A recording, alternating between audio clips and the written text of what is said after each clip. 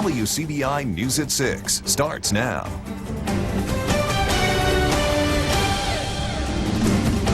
Good evening, everyone. We have an exclusive update in the case of the now former Webster County Sheriff Tim Mitchell. Mitchell went before Judge Joseph Loper 2 times today in Ackerman. This morning, he appeared before the judge asking for a continuance that was denied. After court recess for lunch, the sheriff was back before the bench. Our Jory Talley was there. She joins us in the studio with more on what happened next. Jory. The former sheriff pled guilty to 4 counts of the 10 he was charged with.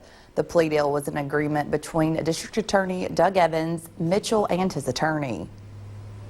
Former Webster County Sheriff Tim Mitchell appeared calm both times he appeared before Judge Joseph Loper in court on Wednesday. Mitchell pled guilty to some of the 10 counts he was charged with back in December of 2018. He pled guilty to 4 separate counts, 2 counts of embezzlement and then 2 counts of trafficking and stolen firearms. This is plead guilty to free and voluntary act. Yes, sir.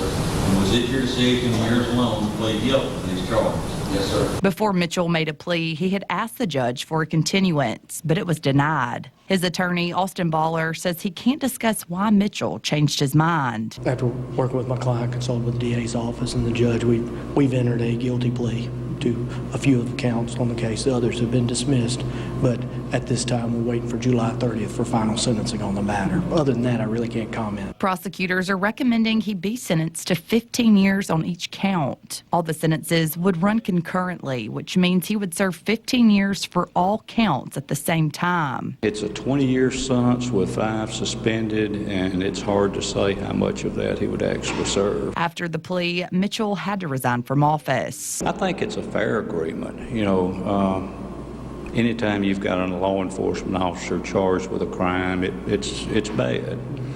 But at the same time, the public has to know that if a law enforcement officer does something like this, that they're not above the law.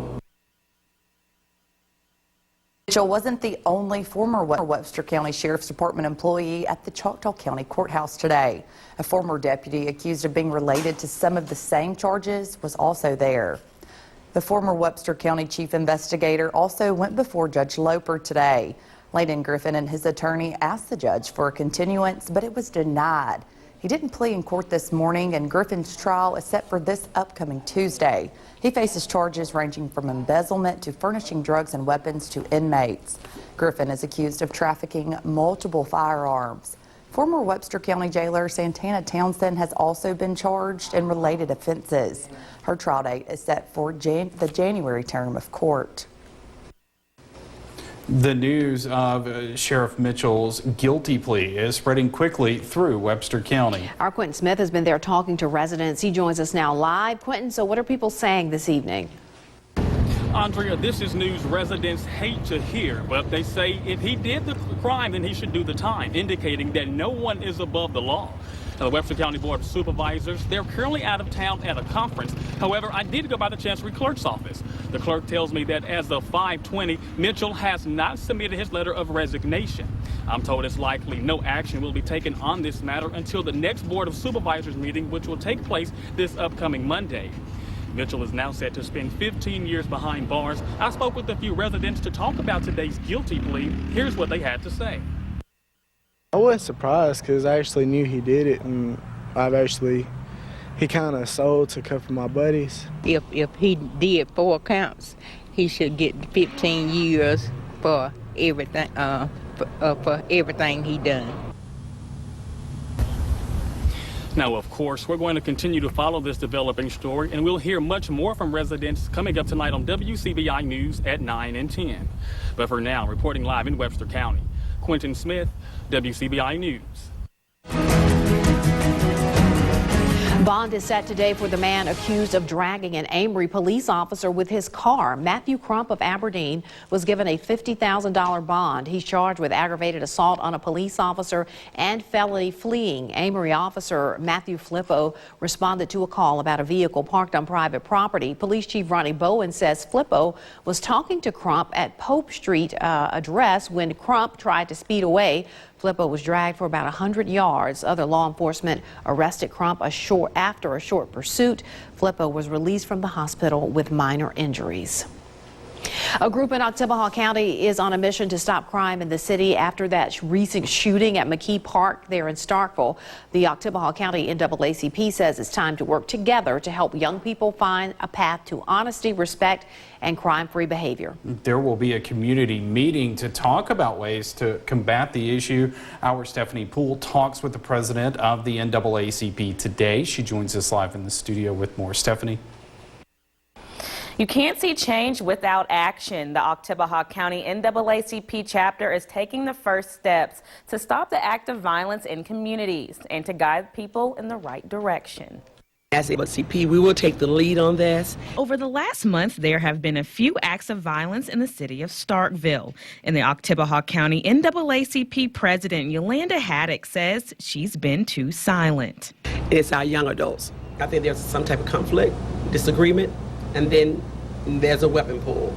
Haddock says it's time to have an open discussion about ways to create harmony in the community. And so our concern is that how are we going to change that negative behavior to something very positive. And it's going to take more than just a conversation. Haddock says there needs to be guidance programs to steer challenged youth in the right direction. We need to have more conflict resolution programs, also behavior modification programs.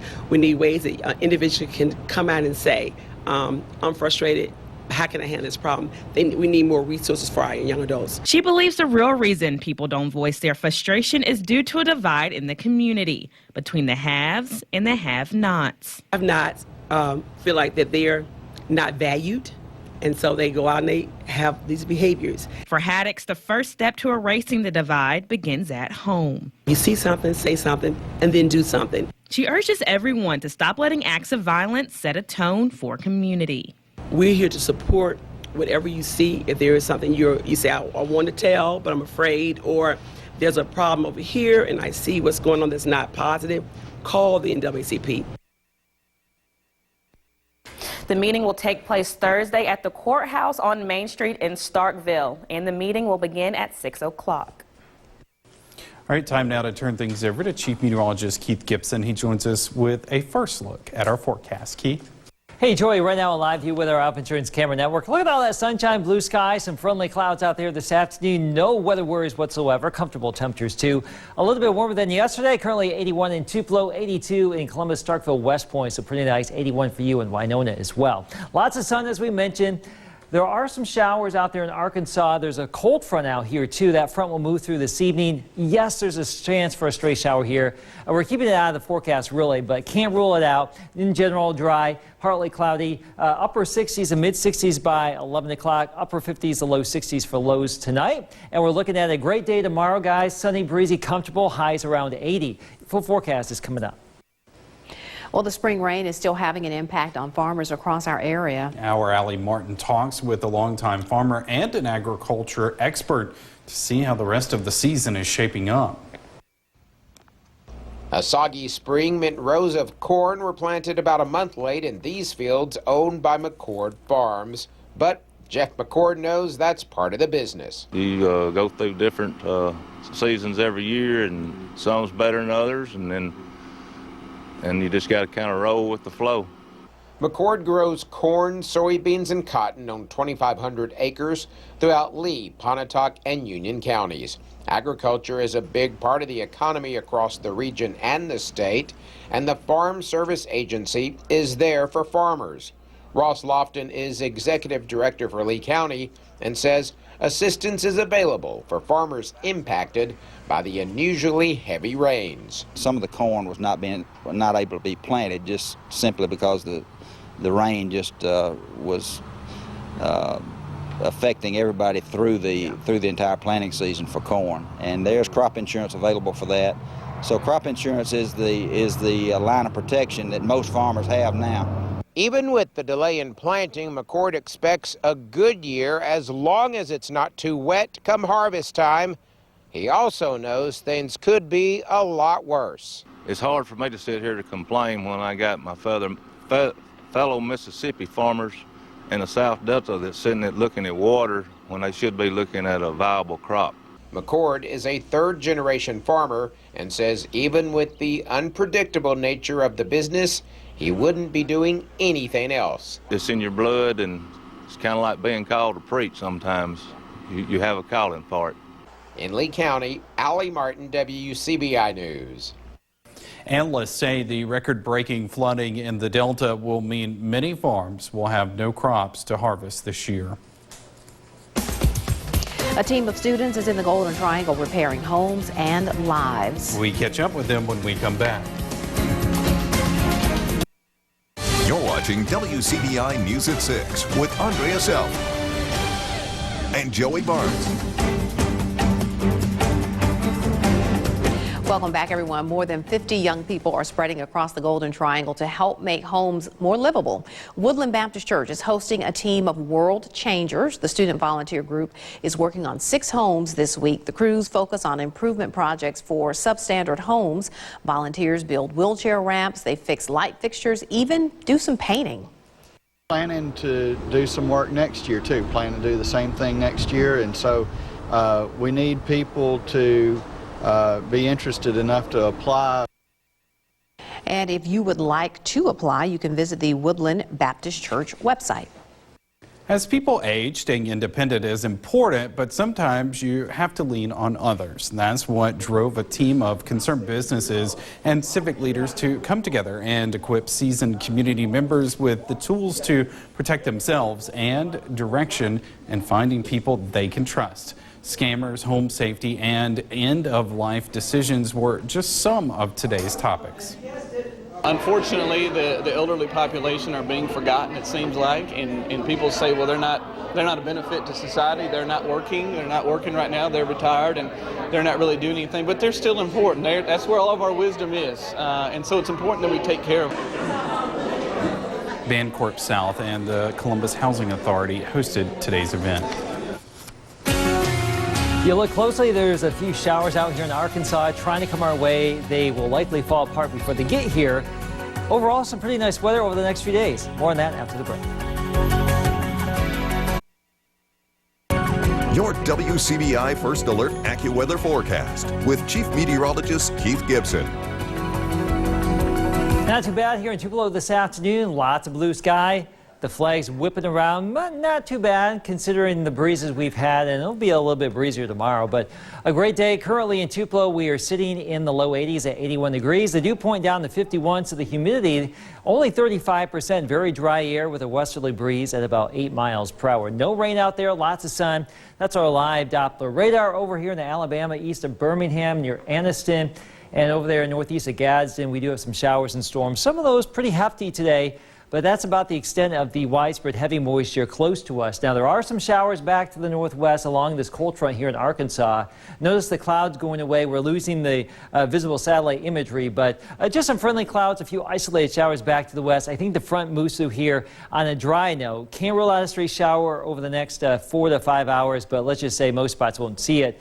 Picture perfect tomorrow. Now, I say record cold Thursday night before some more weekend heat and humidity. What does record cold mean? Well, we're forecasting 53. The old record lows for Friday, June 14th in Tupelo, Columbus, and Starkville, 52.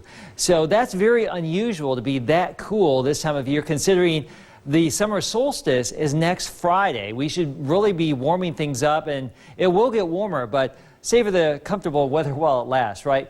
81 in Tupelo, 82 in Columbus right now, 83 down there in Jackson. So pretty comfortable out there with the dry air. Upper 50s to around 60 for lows tonight. And you can see right there, not too shabby with some scattered clouds. As we get into your Thursday, around 60 at 7 o'clock. Lots of sun if you are driving east early in the morning. Sunglasses needed. If you're driving west in the afternoon and evening, sunglasses needed too, because it will basically be sunny all day long. A great day to be outdoors, maybe for lunch, but some of your wrappers may blow around in the breeze tomorrow. As high pressure barrels on in, we'll have a northwest wind at about 10 to 15. So breezy, low humidity, lots of sun. That's tomorrow. We'll take it. High pressure scoots off to the east starting Friday, so the winds become more southerly with time. Although I think on Friday, the deeper moisture stays down there along the Gulf Coast. That will get closer and closer to us and actually move on in here starting Saturday. We're going to keep it dry Saturday with the better rain chances right there along the coast. But as we get into Sunday, deeper moisture moves on in. We'll have a few disturbances start to roll on in. So our rain chances start to go up starting Sunday, Monday, Tuesday, Wednesday. Typical summer weather, typical summer fare for us, upper 80s to around 90 next week. Better chances of rain, but really between now and Saturday, pretty dry and fairly comfortable. Mississippi State and Auburn meet again in the SEC. I guess it really does mean more. More on the Sunday matchup in Omaha. WCBI Sports with Tom Ebel is brought to you by your local Ford dealers. Go further. The Diamond Dogs and Tigers meet again, this time in Omaha. Mississippi State and Auburn, a part of 4 SEC teams in the final 8 spots. Really important game 1 set for Sunday. The Bulldogs won the season series against Auburn 2-3. After the Bulldogs blew game 1 of that series, the Bats came alive. Mississippi State winning game 2, 15-2. Before a football score broke out for game 3, the Bulldogs winning 20-15. Southpaw Jack Owen will start for Auburn in game 1 Sunday. Owen didn't face MSU back in March, but anything unpredictable will be hard to find come Sunday. Yeah, hard to beat the team 90 times, play 90 times. We know what they do, they know what we do. And they're an SEC team, you know, we've played them, we know how good they are. They're on a roll right now. They've really competed in their regional and their super regional. So we're going to have to bring our A game. We're going to have to play our best baseball to beat them. I think every team, I was telling somebody this morning, you know, we feel hot.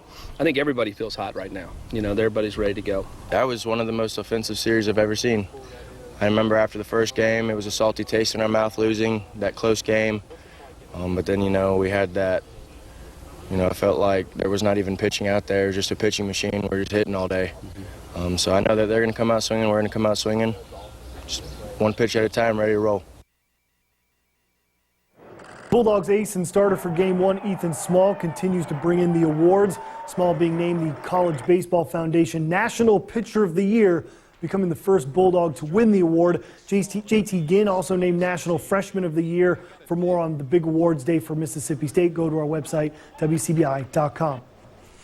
A pair of Ole Miss juniors choosing the big leagues over their final season with the Rebels. Thomas Dillard and Zach Phillips announcing today they'll forego their senior seasons to go play professional baseball. The Oxford native Dillard was drafted in the 5th round by the Milwaukee Brewers, and Phillips will head to Kansas City, the Royals farm system, drafting him in the 27th round. That's it for sports. Fast Look at Weather is next. Columbus residents talk about the city and have a drink with the men and women in blue. Coffee, that is. It was coffee with a cop this morning at Visit Columbus. Officers heard concerns from the people they protect and serve. There were also moments of appreciation for their hard work. A number of area businesses helped make today's event possible. And I'm assuming it was just coffee. You're not clarify there. Yeah. you're not saying it's an Irish coffee or anything? No. Like just regular coffee, right? Nope. Okay. Maybe some water. Lots of cream and sugar. Yeah, that'll get you going with that. Those donuts there look very nice and comfortable this morning, comfortable tomorrow morning too. Pretty nice before the humidity returns. All right, we're just going to enjoy it. Absolutely. Soak it in while it's here. There you go. All right, thanks for joining us, everyone. Have a good night.